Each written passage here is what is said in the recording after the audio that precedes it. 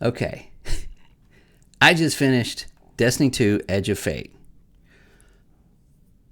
We should talk about this.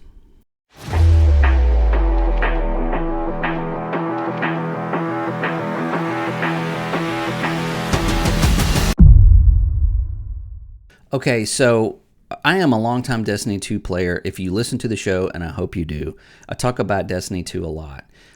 The Final Shape came out June of last year.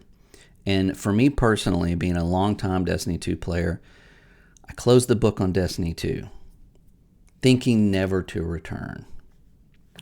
Well, I think I need to be a little more honest with myself about playing games, and honest with you, obviously. So yes, I did get the Edge of Fate, and instead of playing on my longtime account, I decided to play a new account on Steam. And when I mean a new account, I don't mean a new character. I mean like nothing, like zip, like I just bought it. Well, only to find out that I had put 2 hours in Destiny 2 on Steam at some point and bought DLC. I don't know when, but I created a new character, made a Titan. I went in head first, and it's not terrible.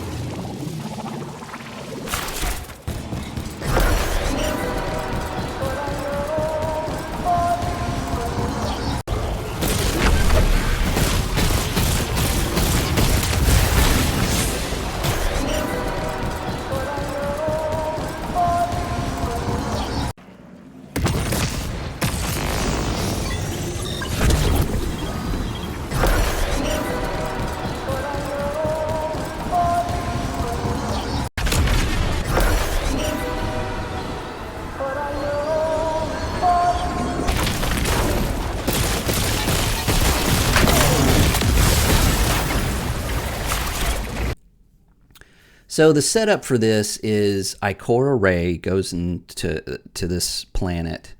They get a signal. They get some transmissions. They go check it out. There is a train car there, like a 1960s commuter train. Then you're thrust into a new planet with new characters, and I gotta say, it's not great. One thing you will notice when you get there is you're alone. There's nobody else with you. If you didn't bring anybody with you, there's no other Guardians there. There's no other players. There's nobody.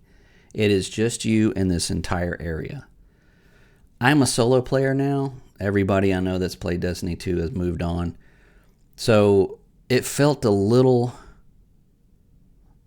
lonely.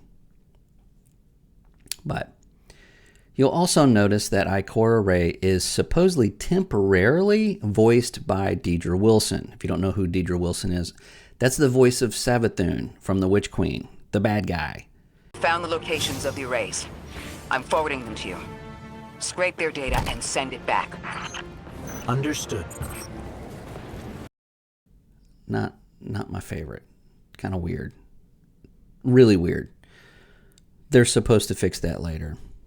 Doesn't matter, I played it already. But now, I will say this. I did get to a point in this game where a door was supposed to open. And in my mission, the door did not open. It said to go that way. I tried everything I could. I spent 20 minutes trying to figure out how to get around this door, get this door open. I decided to restart the mission. I got to the exact same spot. Ikora Rey stops talking. The door slides right open.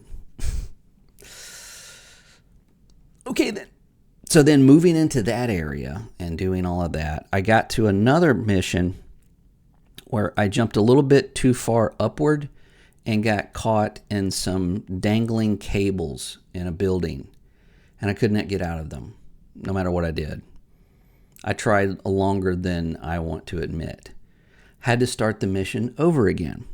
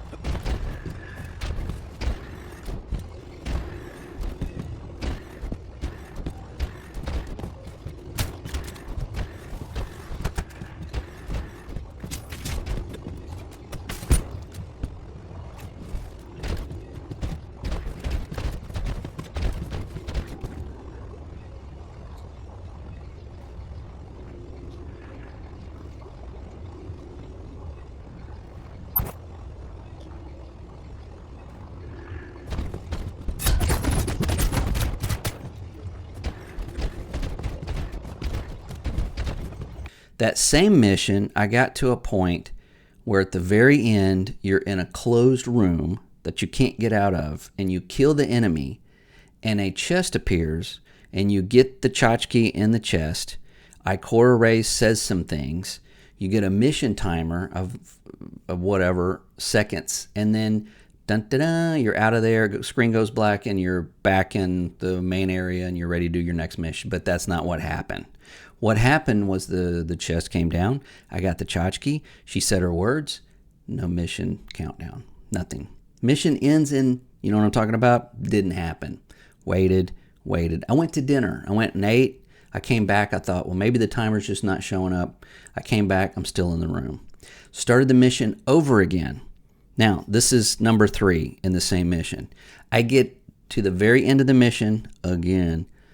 I get to that point. I go in the room. I kill the dude. The chest doesn't fall. The chest does not come down because I guess I've already got it. I try it one more time. This time the chest did come out. I opened it. Nothing came out of it. Again, I can only assume because I already have what's in the chest. So when the chest opened, I got no dialogue from Ikora Rey and no mission countdown. I had to create another character, a hunter, mind you, to complete this DLC. So I had to create another character, start from the very beginning. I did that mission that time, and everything went perfectly fine. So I can't say I didn't encounter any bugs, and maybe it was a patch. Maybe it was something that was downloaded on an update. I don't know. But I will say that I went back with my Titan just today to see if that mission was still bugged, and it wasn't. It went through, I just eased through it like it was nothing. So the missions are broken up by a new mechanic. 2, actually. One is you turn into a little electrical ball and you slide through little holes in the wall. Now, I don't know about you, but when I'm playing a game and you have to start missions over because of a bug. If something doesn't look like it's right and you can't find something, or you can't figure out the mechanic to get past said laser beams, door, water, whatever, in the back of your mind, is it a bug? You're asking yourself, is it a bug? Is it a bug? If it's a bug, then why am I wasting my time? Is it a bug? Well, most of the time it was not a bug. It was just me not being the smartest tool in the shed. So, with saying that, these new mechanics are interesting. I did enjoy the puzzles. However, it really breaks up the pacing and the tone of Destiny 2. A lot of the a lot of the campaign is about pushing forward and doing the missions and doing all these cool things in the missions, but it's all usually about combat. There are some brief things of chase down this whatever or do this. But this actually halts what you're doing. Like, stop everything. Enemies are dead. Nothing's going on. You have to stop and figure out what's going on with this. Again, I didn't dislike it. I didn't hate it. But it did make it feel really, really slow. It took me a long time to finish this campaign, and probably because I wasn't pushing forward with trying to figure out a puzzle and thinking more of how did I break this level, and am I going to have to start it over again? So take that as you will. The next thing is there's a new character. His name is Lodi. And I thought this was really cool. Lodi, I don't think it's if you watch the trailers, I'm not spoiling anything, but he is from the 60s, like our time, the 60s. And he is thrust into the world of Destiny 2. I'm not going to tell you how or anything like that. A lot of spoilers there. But it has to do with Ikora Rey. I think we can all agree that Destiny 2 really lays heavily on the sci-fi aspect to storytelling. So much that it almost can lose the most diehard Trekkie. I got a little lost with the story, I'll admit, because at some point I just felt like I'm not going to concentrate on keeping up with it. It is going way out there. It got a little pretentious. It got a little overboard. But the underlying story is very simple. And if they had kept it very simple, I think it would have been a better jumping point for this new campaign that they're doing. Light and Dark is over. This is about the 9. If they had established that on the front end and shown you like an enemy at the beginning, I think it would have done a lot better, and I think it would have felt like a new start. I think it would have felt more like, oh, this is our next adventure.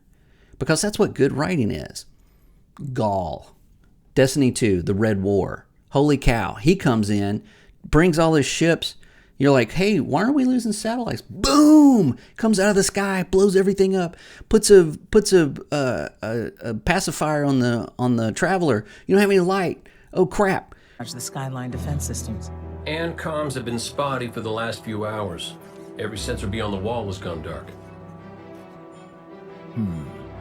Maybe it's just the storm. Maybe it's... What are the set feeds telling us? Nothing. Well, that's good, right? No. I mean, they're not there. There are no satellites. And that's not good.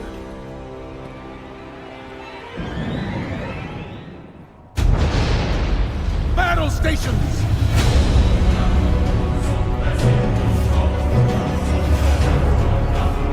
Everyone with me, now!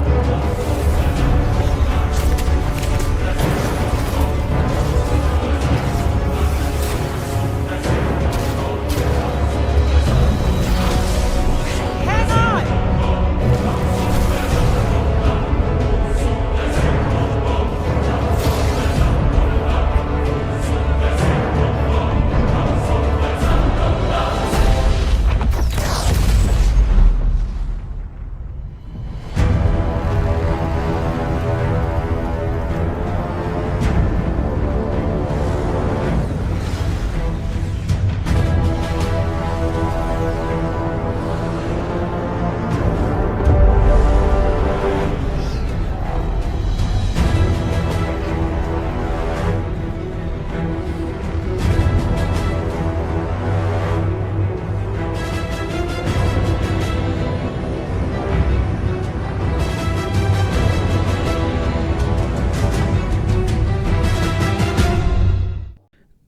See what I mean? It establishes an enemy right from the beginning. You're like, wow, this dude is super powerful. Are we going to be able to beat him? If you've ever played Ghost of Tsushima, the antagonist of that game is wow. Like 10 minutes into that game, I was determined to take this guy down because he just established cruelty, his intent, and his power all in a like a 5-minute cutscene. Great writing, really good writing. You see the bad guy. You know what he wants to do. He's there to do this, and he's gonna do it. But you have to stop him.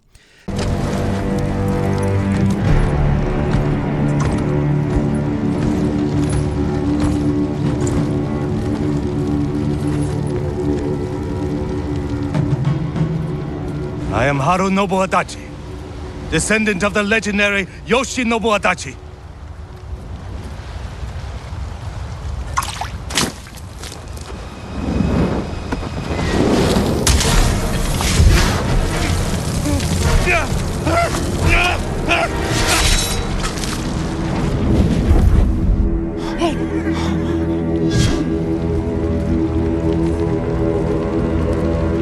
Samurai! Do you surrender? Cowards without honor deserve no mercy. That's what you get people on board with. The Edge of Fate did not do that. It kind of like nitpicks here and there, and it does its all Destiny. Ooh, what does this mean? I have a symbol, and I have this, and I have to put it together. And I won't know what that line means till 4 years later when they explain it in a DLC. I really think that going forward, they should drop all of that and just do a much more refined storytelling. I think it would introduce a lot of players. I would be able to tell people, hey, this has got a new introduction to waking up in the Cosmodrome and doing a tutorial mission, and then you can jump right in. Jumping right in could mean that, hey, here's your bad guy. Here's what you go do to stop the bad guy. That would have been much better. Edge of Fate really fails at that big time. And the fact that you having new players come in, if you have somebody that's like, hey, play the first couple of missions and I'll catch up. There's nobody around. There's nobody there. When you're playing this game and you come to a public event and you're like, wow, this is way, way more than I thought it would be. And then you got that one hunter or that one warlock that just comes in at the last second and saves your butt. Those are great. It's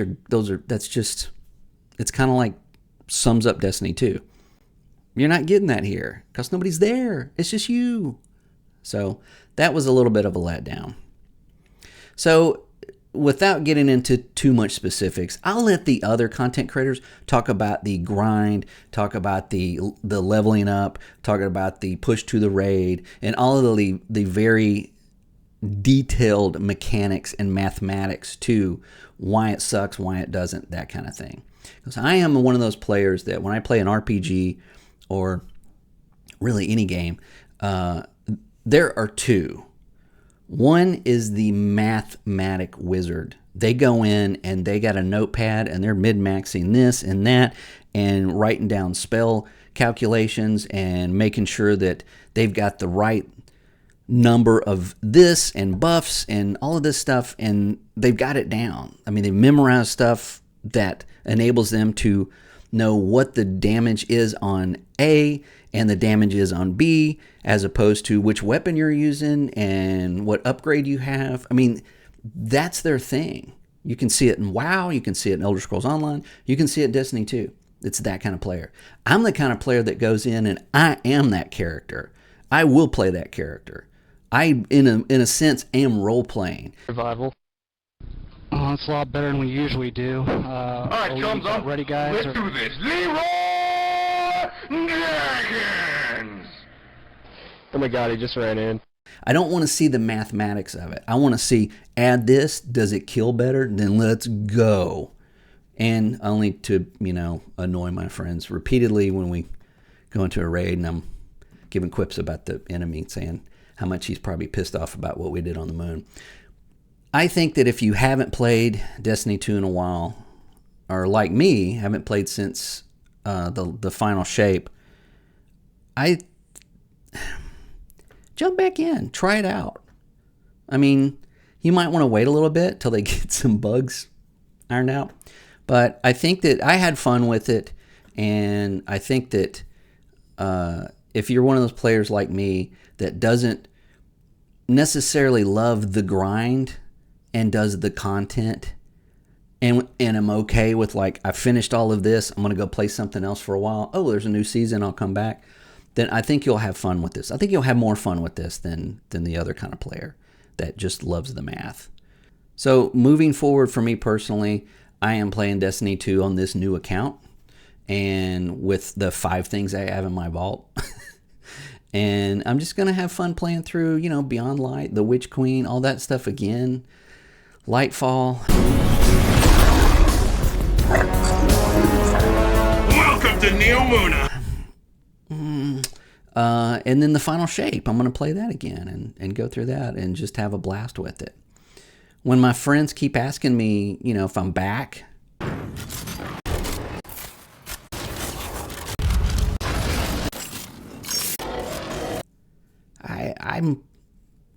I'm thinking I'm back.